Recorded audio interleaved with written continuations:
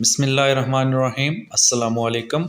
आज हम CNIC के नंबर्स के हिंसों के बीच में डैशेज़ ऐड करना सीखेंगे। तो देखें, टोटल तादाद जो इनकी होती है वो 13 होती है, यानी 13 होती है।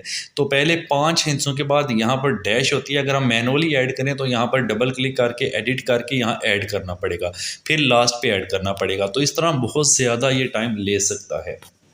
तो इसको किस तरह से करते हैं, पहले ये देख लें। मैंने यहाँ पर कुछ वैल्यूज़ लिखी हैं कि पहले 5 हिंसों के बाद डैश है, उसके बाद 7 हिंसों के बाद आपने डैश ऐड करनी है और लास्ट पर 1 हिंसा होगा। अपने तमाम नंबर्स की लिस्ट को सिलेक्ट करना है इस तरह से पूरा, ठीक है। उसके बाद आप इसके ऊपर राइट क्लिक करेंगे। राइट क्लिक करने के बाद नीचे यहाँ पर फॉर्मेट सेल पर क्लिक करेंगे।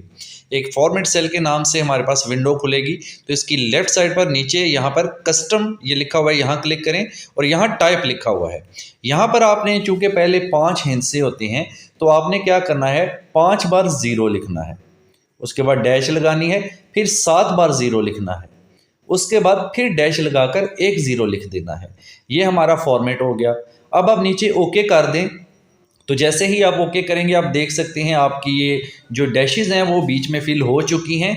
और अगर आपको वीडियो अच्छी लगती है तो वीडियो को लाइक कर दें, शेयर कर दें, कमेंट बॉक्स में कमेंट भी लाजमी कीजिएगा। Thank you.